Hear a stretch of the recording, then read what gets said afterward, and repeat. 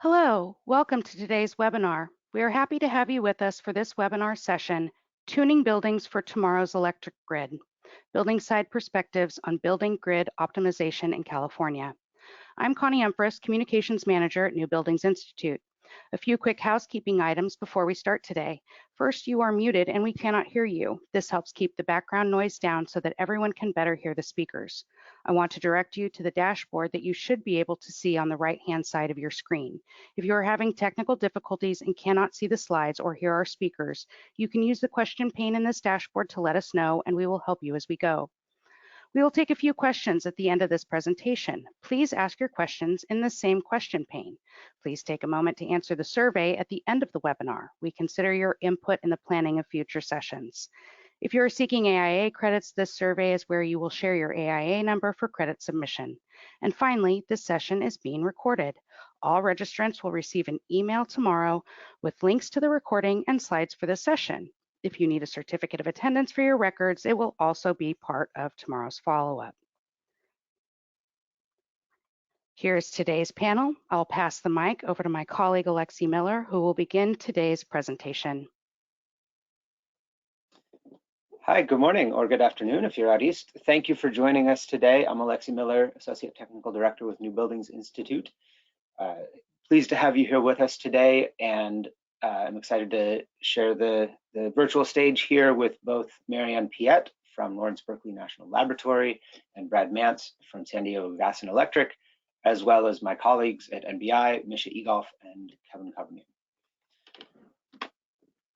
So without further ado, let me cover what we're going to discuss today just briefly. I'll kick things off with a little background and context about buildings and the grid in California and more broadly, and the role that buildings play in keeping that grid doing all the things we like it to do, providing us power in a safe, affordable, and clean way, and about how that how big transformations in energy systems in buildings and the grid are affecting both sides of the meter.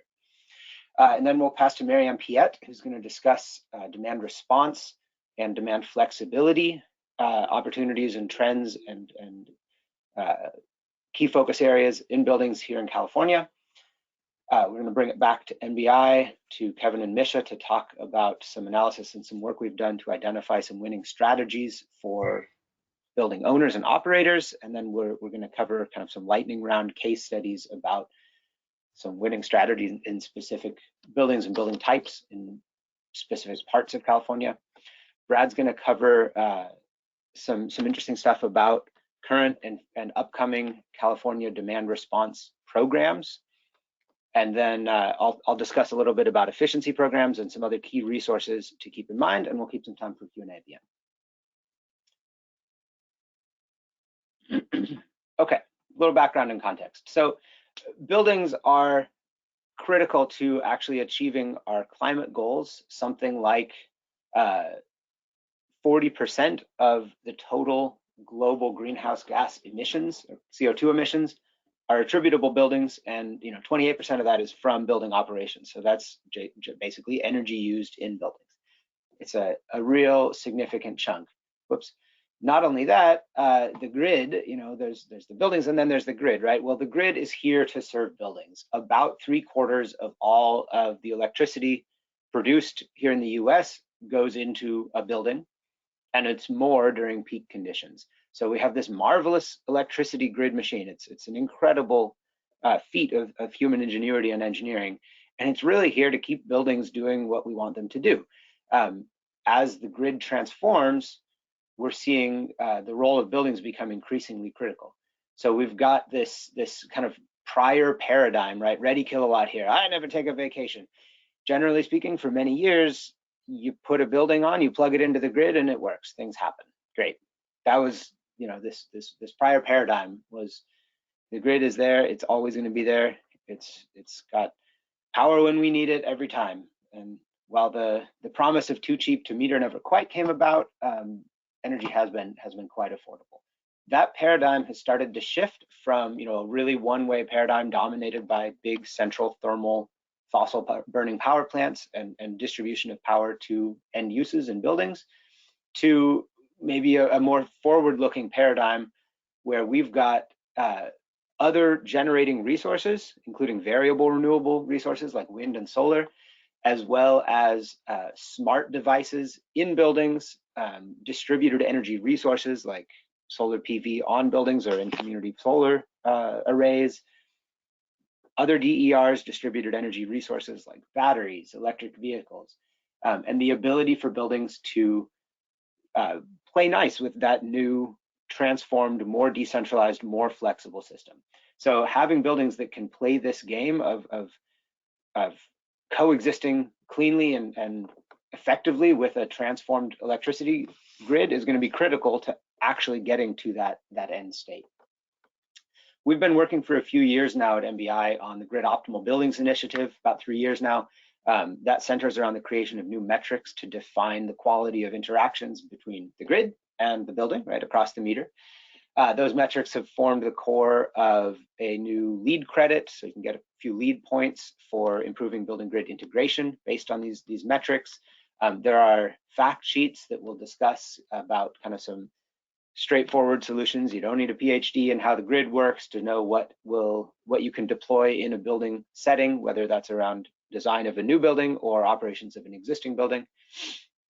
And we've also used that research and those metrics to help guide utilities in improving their energy efficiency programs and trying to merge, to some extent, both efficiency and DR, demand response approaches toward this kind of more integrated, more holistically considered energy grid of the future.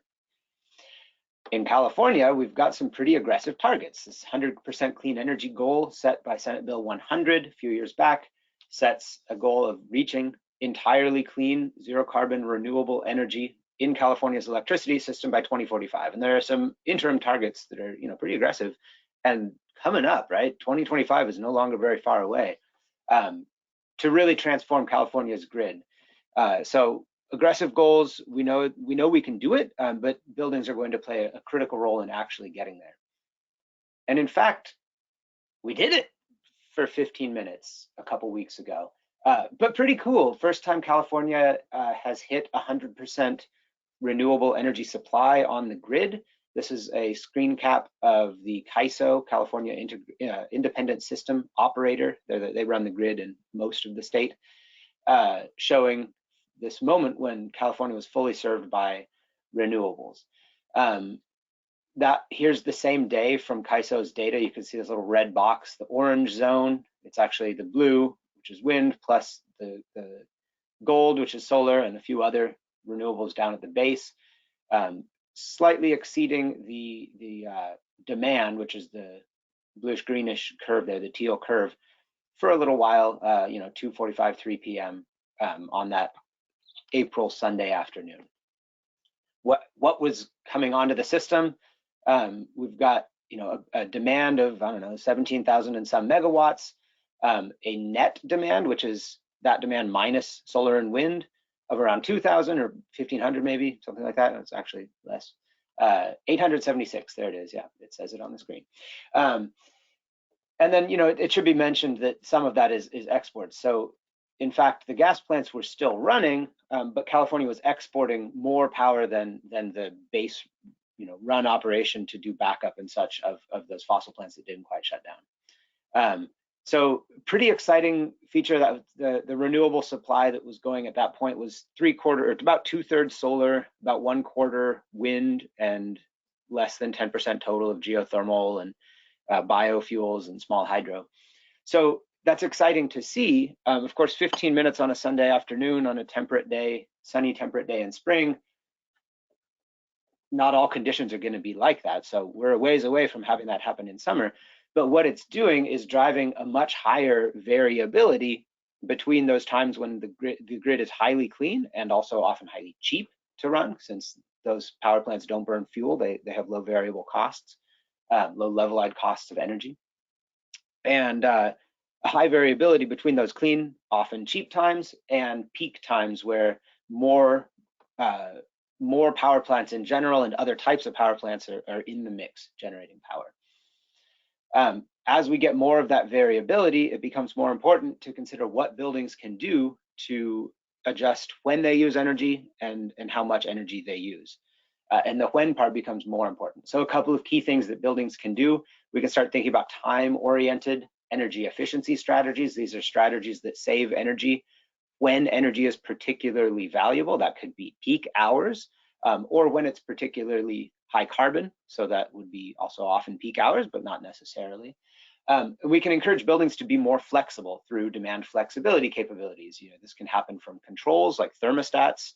Pretty common way to achieve demand flexibility in a building. You turn the thermostat down or up, depending on if it's heating or cooling, and that changes the demand in the building. Water heaters can do this too. They're sort of built-in thermal batteries with the right controls. It can be done on an end-use level at the thermostat. It can be done on a whole building level, like a larger commercial building. Smart appliances can do that, and some other strategies in a building like thermal energy storage can really help leverage those capabilities and expand them significantly. Of course, buildings can participate in DR programs, and we'll talk more about opportunities and avenues and those programs in a bit. And then buildings also increasingly and very importantly can host distributed energy resources, batteries, EVs, solar panels, and make sure that the pieces on them are smart. So there's various different things buildings can do. The opportunity is enormous. A roadmap was recently released last year, a national roadmap for grid interactive efficient buildings, or GEBs, and estimated that in the next couple of decades, we're looking at a $100 to $200 billion opportunity based on improving buildings' capabilities to be flexible and to focus on time of use and other dynamic energy efficiency strategies.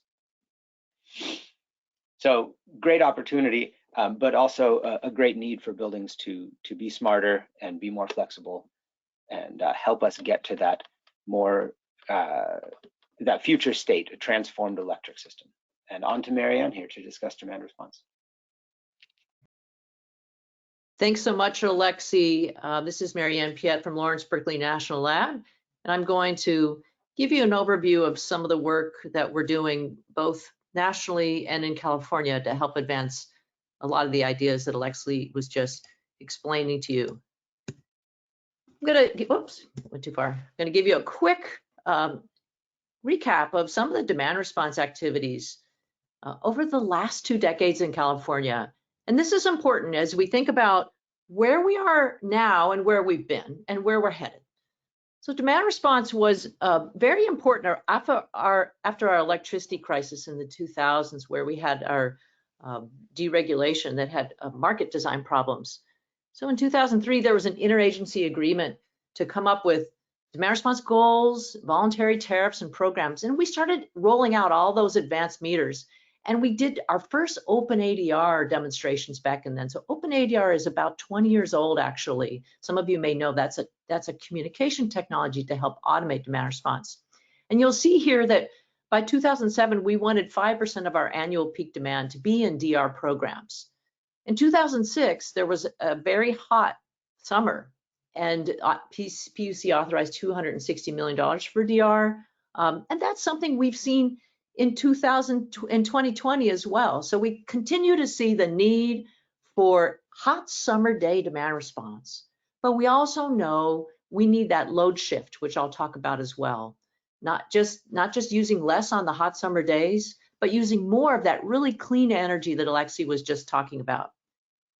In 2014, the demand response was bifurcated. And so we had the load modifying DR, which is retail rates, and then the supply side DR bid into the CAISO programs to get the demand response better integrated with the market and better valued in the market. And over the last year, there's been a lot of emphasis on dynamic prices and the role of prices. If the prices reflect the system conditions, the price could be really low when we have that really clean energy. So we have a lower cost energy, we use more of that clean energy, and we reduce our carbon footprint. So keep in mind that we think about climate change, we really are working on decarbonizing the grid, and the role of buildings in integrating with the grid is very important. And the California Energy Commission has the load management standards, and they're working towards something called MIDAS to require that utilities stream the tariff in the market-informed demand automation server. So that's also an important part of the vision. Some of the work that we've been doing over the last few years on demand response is to model how much DR is available. And we had these 4 grid services: shape, shift, shed, and shimmy. We're mostly working on, well, shaping is using the rates to change the load. Shifting is taking a load and using it in one part of the day and not around the evening when we're peaking and there's less solar. So we've been modeling what kinds of technologies and end uses, HVAC, batteries, thermal storage, heat pump water heaters, and we're creating supply curves. So we can think about what's the most cost-effective load flexibility. And right now in phase 4, we have 400,000 load shapes to help the state look at where should they be investing, what kind of technologies matter most as we shape and shift the load. And we worked on enabling those things to automatically receive those price signals.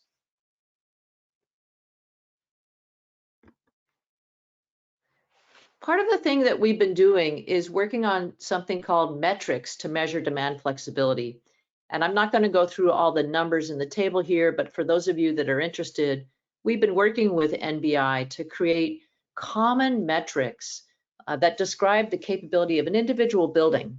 And in this case, that load shape on the left is actually where we're pre-cooling before a hot summer afternoon event and then shedding the load. So we pre-cool HVAC and we actually have taking energy, and then we shed energy in the other part of the day. And the building is more comfortable if we can use the thermal mass. And in this case, we're shedding about 1/3 of a watt a square foot. In some cases, it can be a watt a square foot. So we're trying to understand what are the factors that influence the ability of a building to shed load. Clearly, something like the outside temperature. Is there a lot of glass?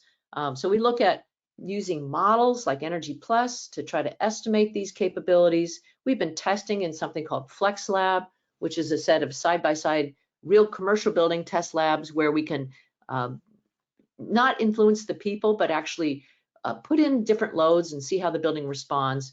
And then we've been collecting a lot of field data from across the United States, as well as California, and collecting these metrics, and we'll be publishing some of those results on how much shed or shift capability can you get out of commercial buildings, and what influences that magnitude of response.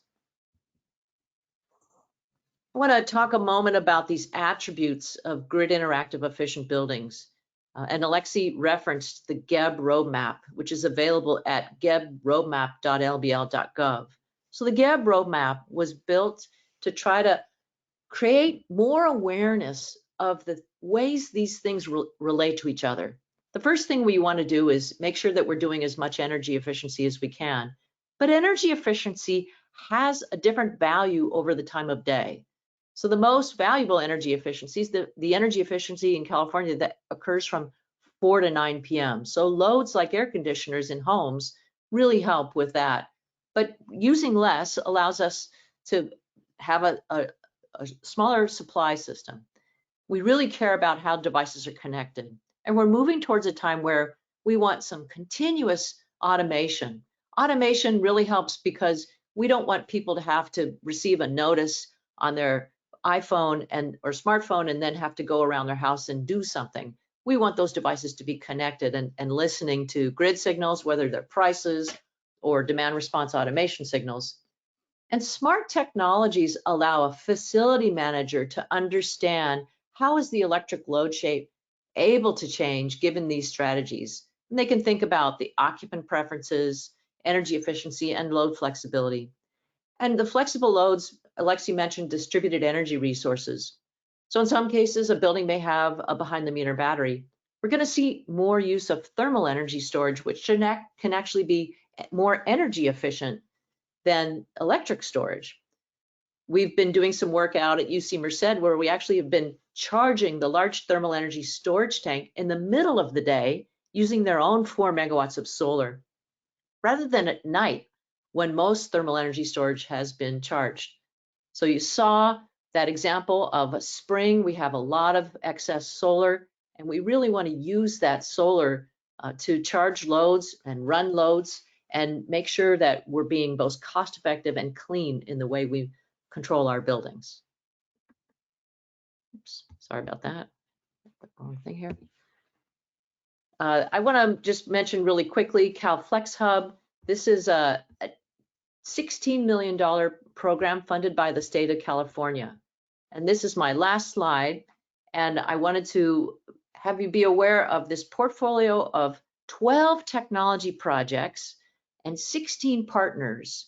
We're trying to explore the ability of buildings to respond to continuous dynamic prices. And we'll be doing a series of tests in the laboratory as well as in the field to understand how ready are devices to receive electricity prices that may vary by the hour, or a real-time greenhouse gas signal like WattTime and other companies are providing. So there's a lot of new technology, heat pump water heaters, heat pumps with thermal storage, smart thermostats, EVs. So we're looking at both HVAC and vehicles that are behind the meter controlled. We know that workplace charging is a really important part of the future of not just charging at home, but charging in that middle of the day when there's a lot of opportunity to use some of that clean energy, and making sure that we understand the disadvantaged communities associated with this activity, because we know that many communities are going to be challenged by this kind of technology. And we're also looking at things like FM broadcasts. If you don't have a Wi-Fi or internet signal, maybe your devices can listen to a radio signal that's actually representing the prices. So we're really excited about this portfolio, and we look forward to working with the utilities throughout California and many of you. And we will have a website that will feature the different partners and the different technologies we're developing. And we're working with the state to support the vision of using prices. Both the PUC and the CEC are investing in projects to accelerate the use of using prices that reflect system conditions and automating that continuous load flexibility. So I'll stop right there. Thanks.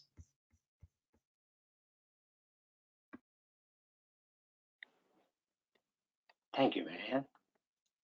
I'm excited to see this ramp up. Okay, so we're going to pass to Misha to introduce some of the analysis we've done, and then to Misha and Kevin to talk about winning strategies in buildings.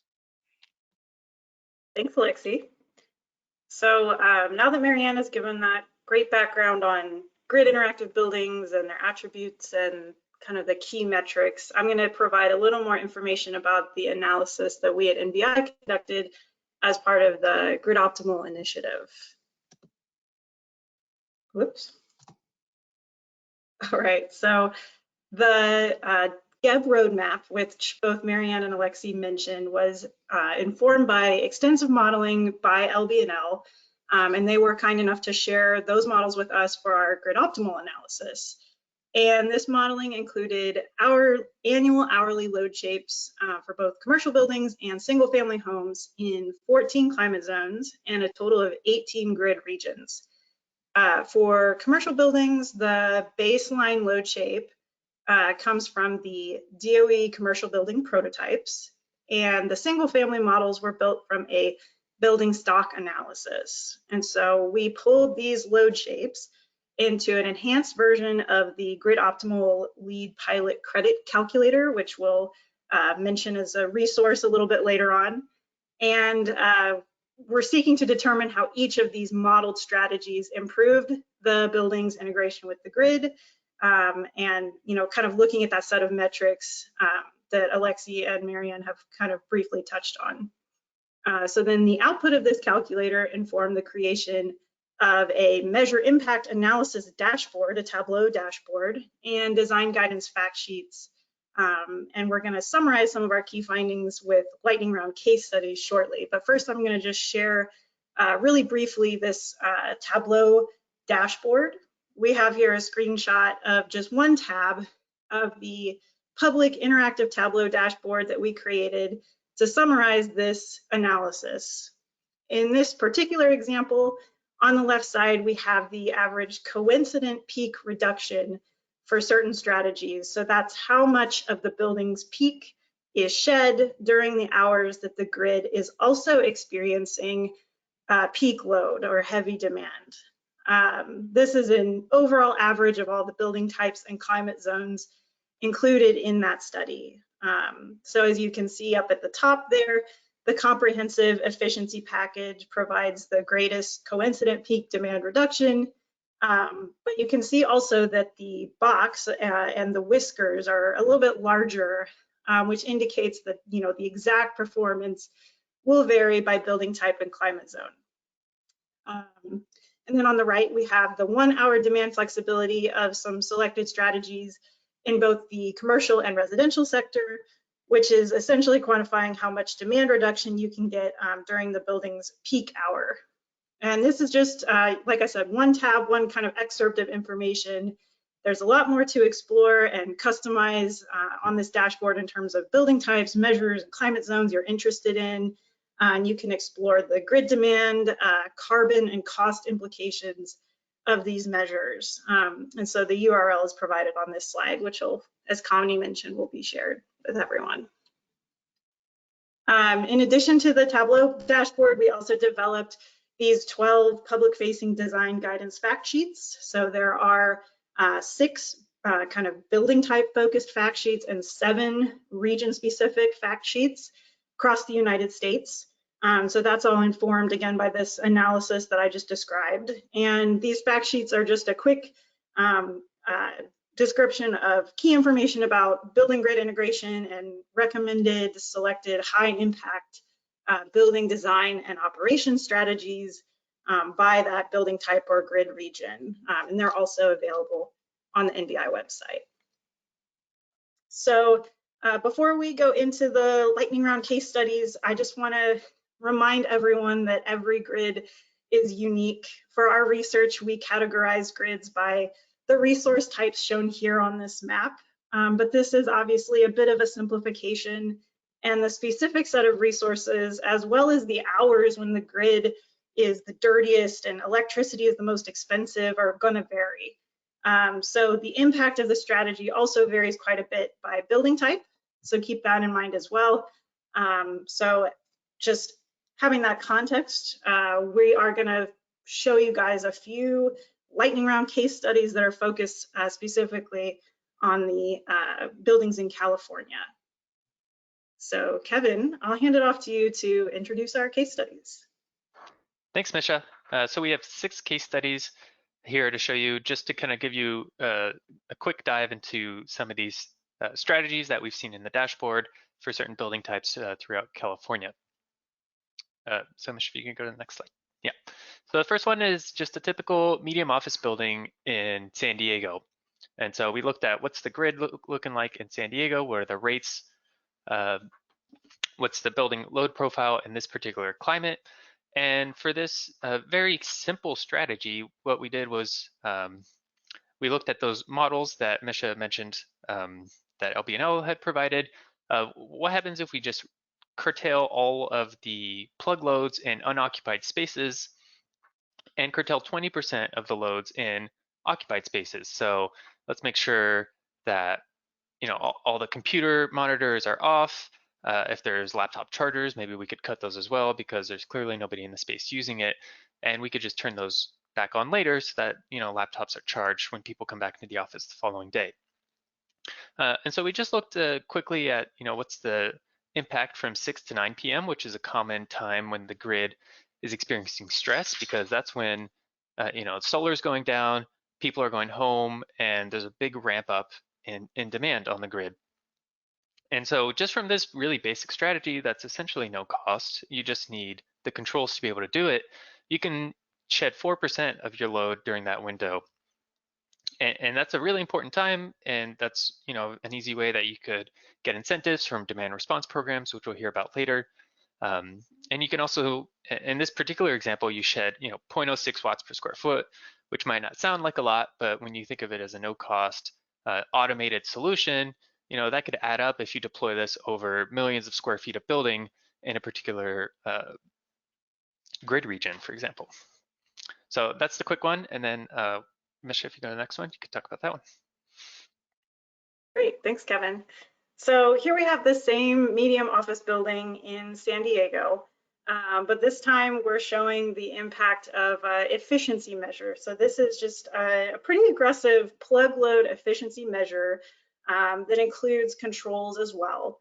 And so we really wanted to show this to highlight the fact that you don't have to do demand response to get peak reduction during those expensive peak hours on summer evenings that Kevin was describing, that 6 to 9 p.m. window.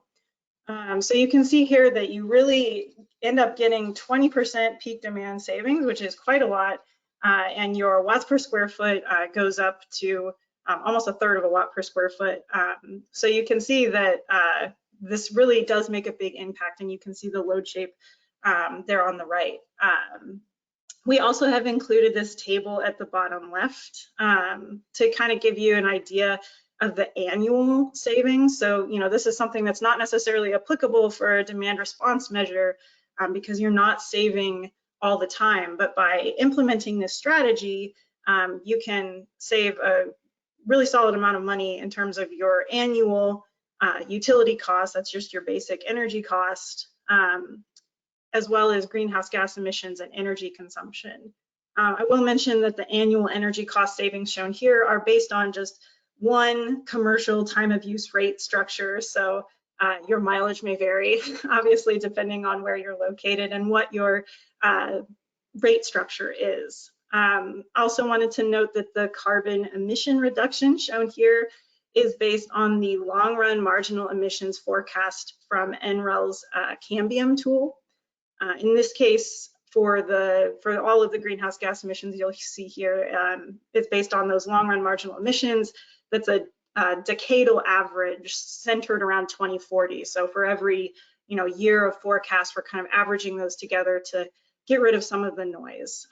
But just like the cost estimate, obviously, these are modeled results, and your exact results may vary.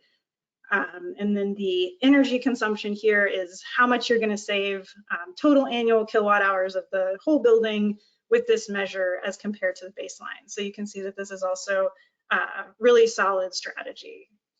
So Kevin. Yeah, and so next we're going to look at, well, I think most of us are familiar with smart thermostats. I personally got one for very cheap from an incentive that we got here from our utility, Portland General Electric. I think it ended up costing me about $30 for a smart thermostat.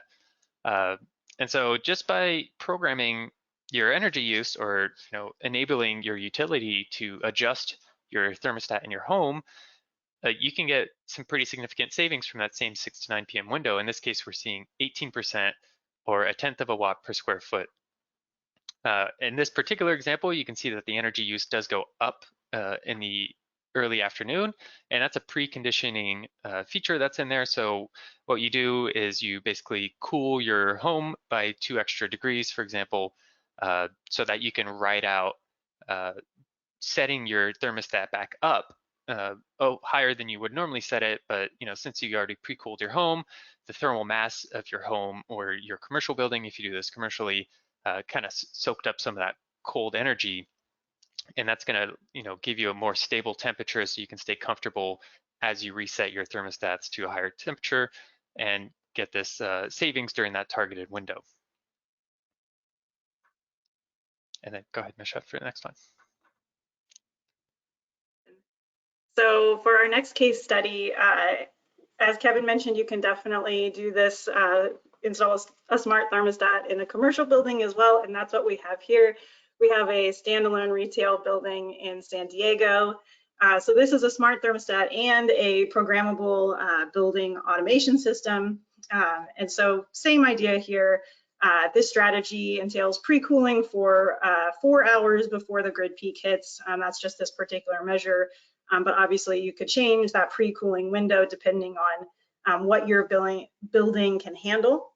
And so you can see with the green line, you do have that bit of increase in consumption before the peak period hits.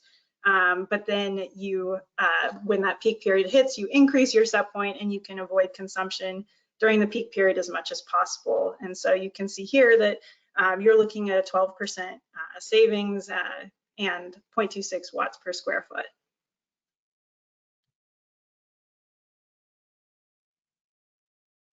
All right, Kevin, tell us about multifamily buildings. Yeah, so in multifamily buildings, we've heard about EVs, that they're going to be really important and that they can, interact with the grid and buildings to act as a resource behind the meter. And so this is just an example that we threw together where a multifamily building may have a charger bank for EVs, and let's say there's 6 slots.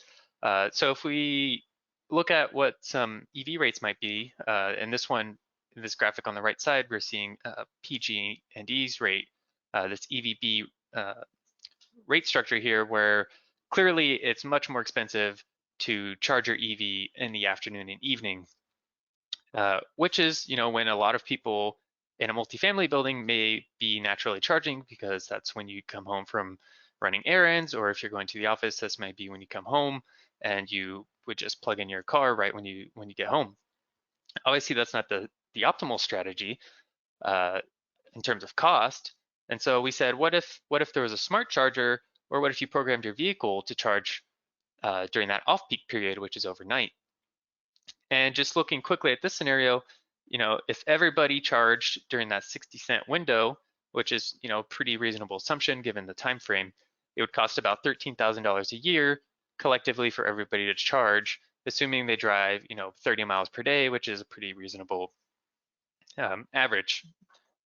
So with a smart charger, you could cut that down by 60%, all the way down to just $5,000 a year for everybody to charge their cars.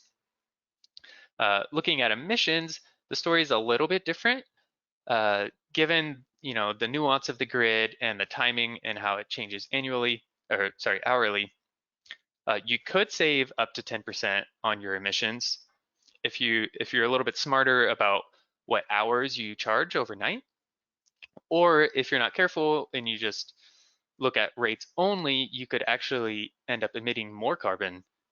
So this is like a little cautionary tale that it's important to look at both cost and carbon together, because often you can get all of your cost savings on this rate structure while still getting your greenhouse gas savings if you just take one small additional step and charge, let's say at 5 a.m. instead of 2 a.m. in the summer, because 5 a.m. tends to be less carbon intensive, for example.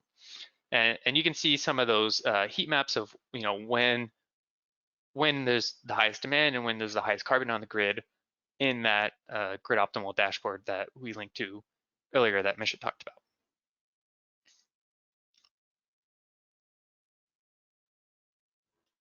Okay, I'm gonna finish up our lightning round case studies here with a single family home in Eureka. So in this example, all of the kind of key components of the envelope were simulated to be updated to the highest efficiency version available. So that's things like increased insulation or improved windows.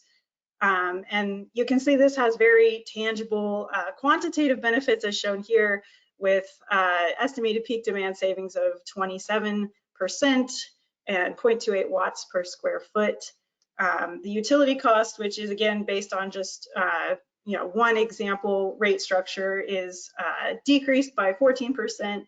But you can see there's also a really big impact on the overall energy consumption, and because of that, there's also a decrease in the greenhouse gas emissions. So in addition to these kind of quantitative numbers here, I think it's just also important to point out that efficient buildings with high performance envelopes, whether it's single family or commercial, also benefit from remaining comfortable for longer without mechanical conditioning. And so, that's what you're seeing here with this decreased energy consumption, right? That also widens the demand response potential and load shifting window. And these, buildings that are airtight and well insulated are going to be able to, we say it has passive survivability. So you're basically going to be able to survive and kind of island from the grid a little bit more for longer periods than buildings that don't have those features. So especially in areas with extreme hot or cold climates, can kind of help your building coast if needed. So that concludes our lightning round case studies. So I'll pass it back to Alexi to introduce our next speaker. Thanks, Misha. Thanks, Kevin. Interesting stuff, exciting stuff. There's so many opportunities in buildings, and it's interesting to see the efficiency as a peak strategy for cost and carbon both. So thanks for that. Brad, DR manager for SDG&E, is going to discuss the programs. Yeah, hi everybody. Thanks for joining us today. What I kind of to tee off a little bit of what Marianne said is that DR in California is in a state of transition. And what we're looking at is the next 5 years, we see it as a real opportunity to focus kind of not so much in running DR programs, but more on what the future of DR should look like. And we're focusing more on testing new and innovative programs, pilots, and also technologies, so that we can become a more integrated tool of the future. Because, for an example, right now, DR basically functions on a utility-wide, utility-wide spectrum. What we're looking to do in the future is be able to move DR down to the circuit and be able to signal and create DR events on individual circuits and sending messages to conserve, or in some cases, sending messages to utilize more energy based on what grid conditions are looking like. Can I get the next slide, please? One thing I just wanted to go over, all three IOUs in California, PG&E, SoCal Edison, and SDG&E, we all on May 2nd filed our 5-year DR funding applications, and the applications were broken down per the CPC for basically section 1, which is 2023, it's being basically used as a bridge year. So the budgets you'll see from the IOUs are basically very similar to what the budgets for 22 were. There are increases, like in ours, we've asked for some increases for IT funding to bring new systems on. And then basically the heavy lift is in 24 through 27. And this is where we're including, this is all DR program changes. This is where for SDG&E, we have 4 new pilots, we have 2 new studies, and then marketing evaluation and budgets. So the reason this was done was in December, the commission came out with the summer reliability OIR phase 2 decision, and the commission thought that with utilities trying to implement their budget applications along with the OIR phase 2 decision, that it would just be too complex. And so they asked us to do a bridge year and then the heavy lifting. Next slide, please.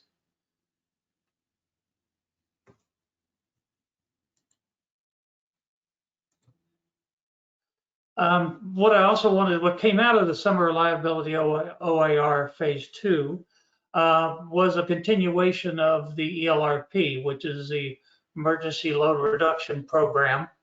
And the ELRP is broken into, in 2021, it only had 4 subgroups.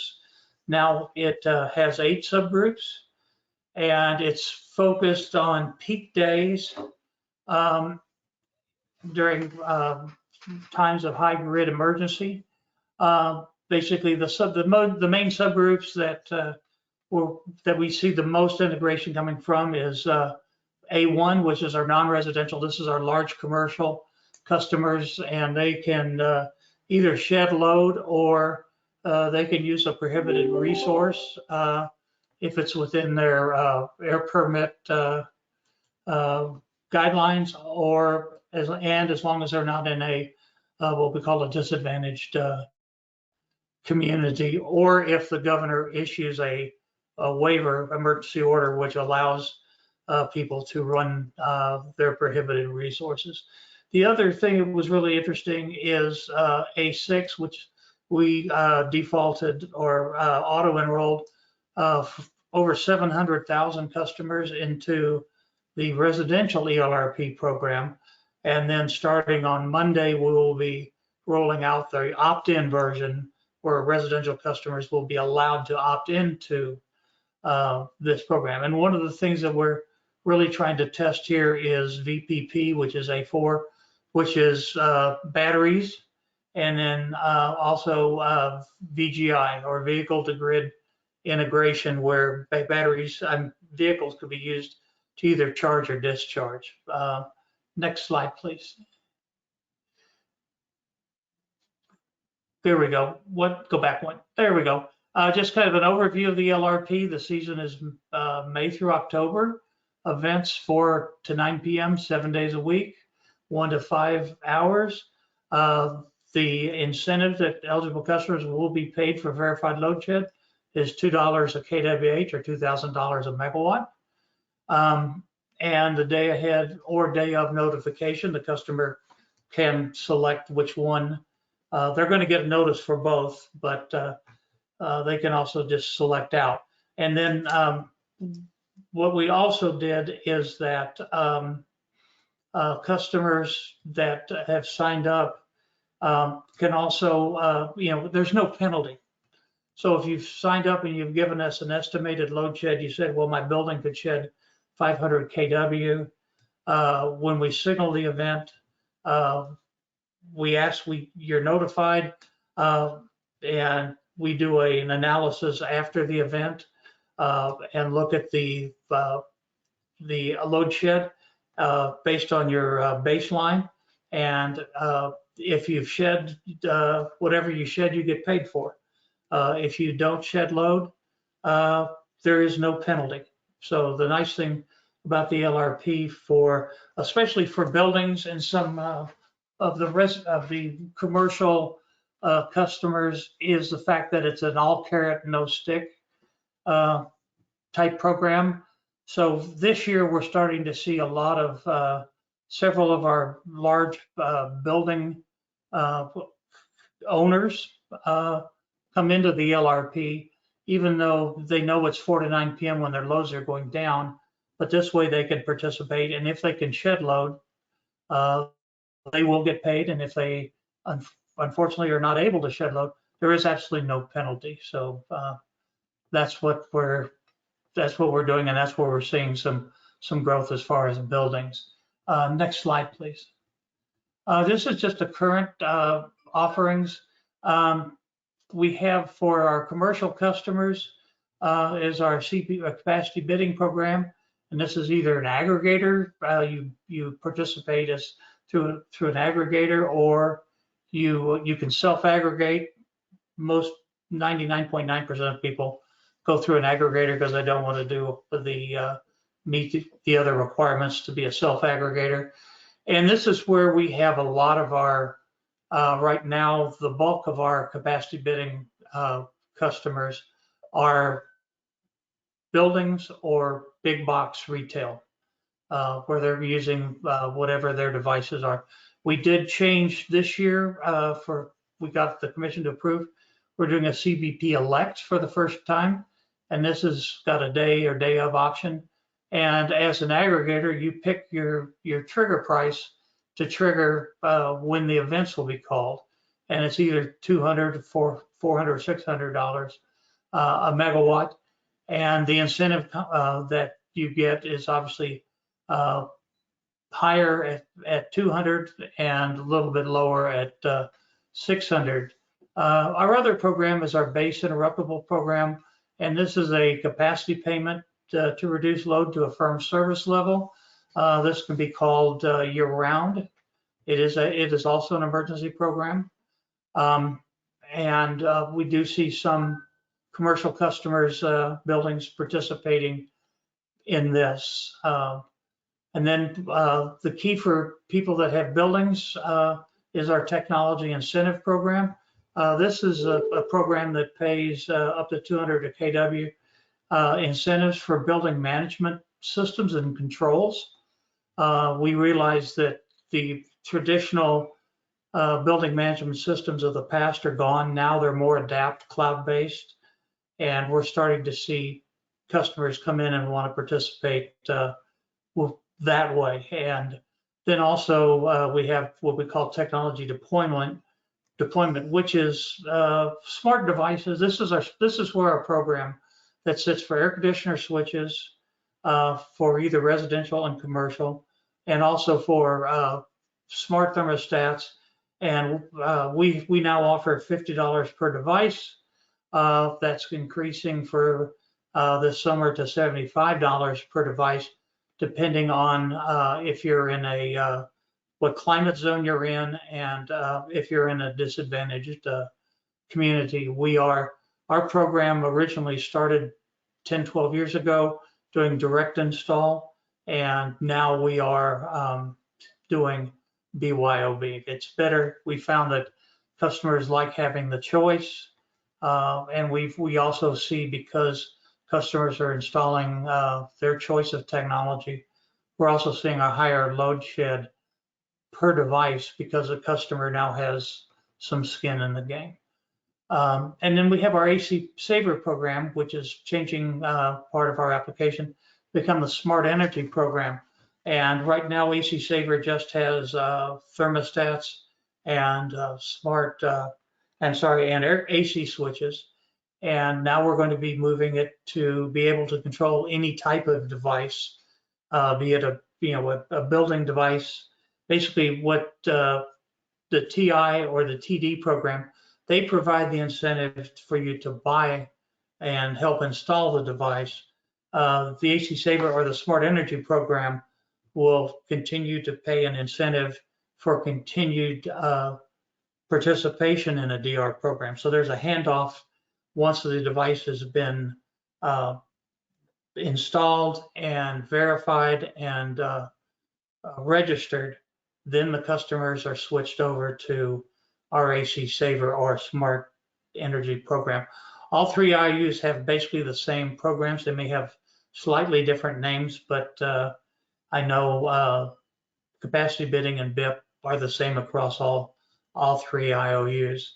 And so one of the things that we're focusing on this year is really pushing our TI program, because this is a great way, if you have a building and you want to get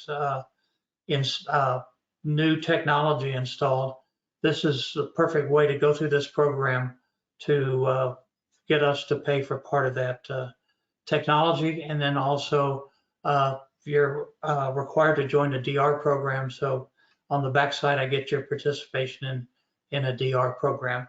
One of the things I just did want to share in closing is that SDG&E is very much a different style of utility than SoCal Edison or PG&E, in the fact that we do not have a lot of heavy industrial load.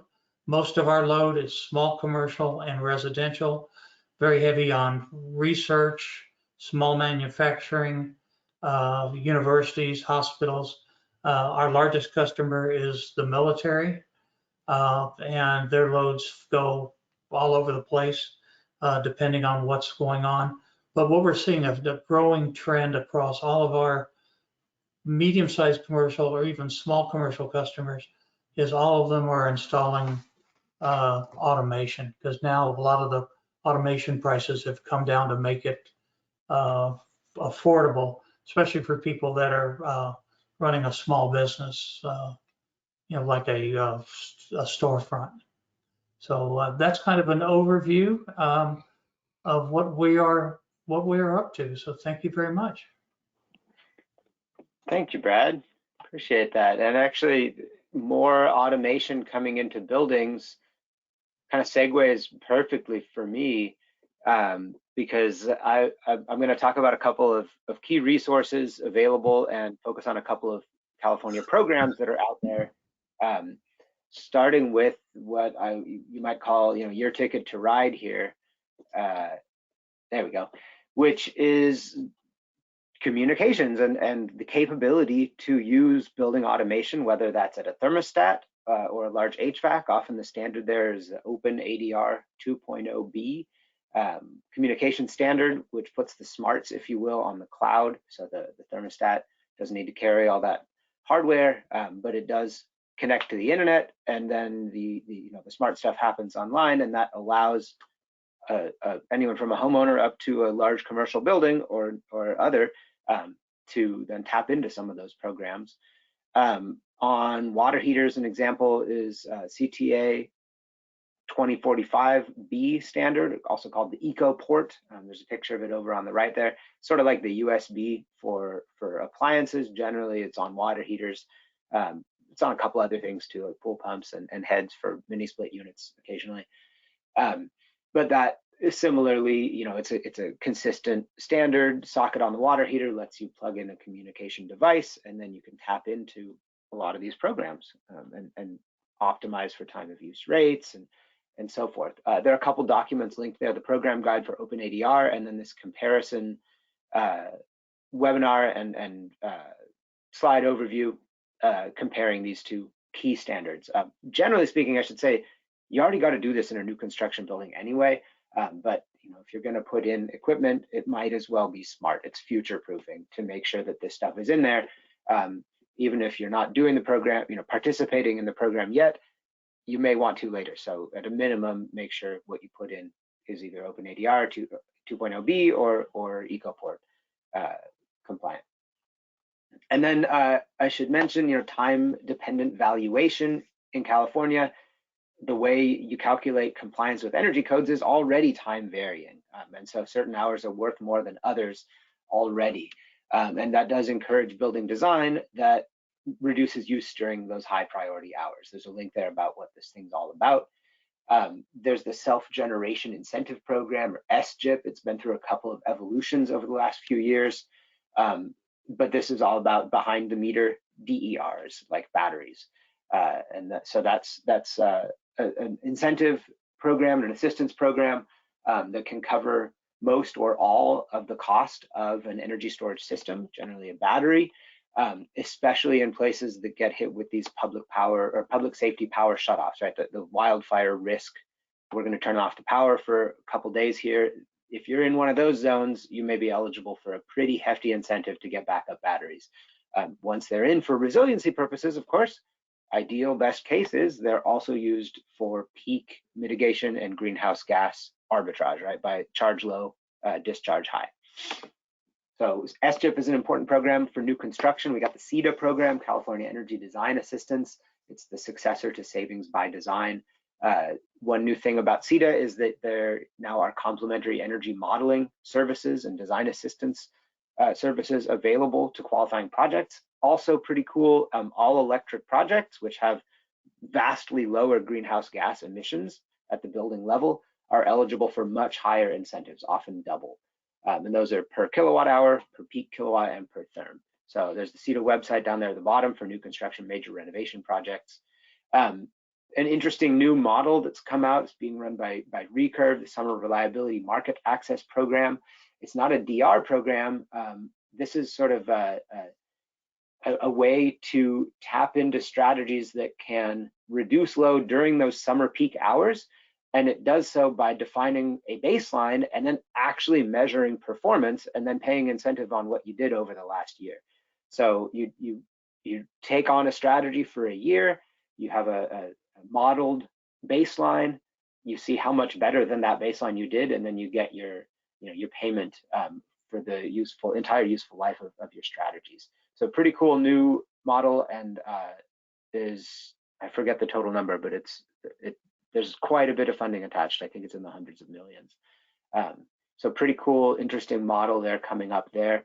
There's the TECH program, which is aimed at accelerating adoption of heat pump water heaters and heat pumps for space heating. There's some quick start grants coming available next month. Applications due in July. Some links there for both people wanting to sign up for these grants to get more heat pumps and heat pump water heaters in, plus contractors. And then, of course, the fact sheets that we mentioned before with some kind of 80-20 solutions that you can tap into at the building level. And of course, the LEED pilot for getting LEED points for building grid optimization. And there's a bunch more resources at the Grid Optimal website. Guidance, webinars, a spreadsheet calculator you can use to think about time of use strategies using building model data, all kinds of cool stuff. With that, I'll just note, we'd love to see you in person at the Getting to Zero Forum. Save the date here for spring 2023. We'll be out in Minneapolis, plus, of course, virtual because it's the modern world. So love to see you there if that's an option. With that, I think we're going to pass to Connie to wrap up. Yeah, I'm sorry we didn't have time for many questions today. If you have pressing questions, stick around for that survey, and there's a couple open-ended areas in there that you can submit some questions for our speakers, and I'll make sure to distribute those as necessary. So I want to thank you all for joining us today, and thanks again to our presenters. That survey, especially if you're seeking AIA credits. So please stay safe and stay well. Thank you. Thanks, everybody.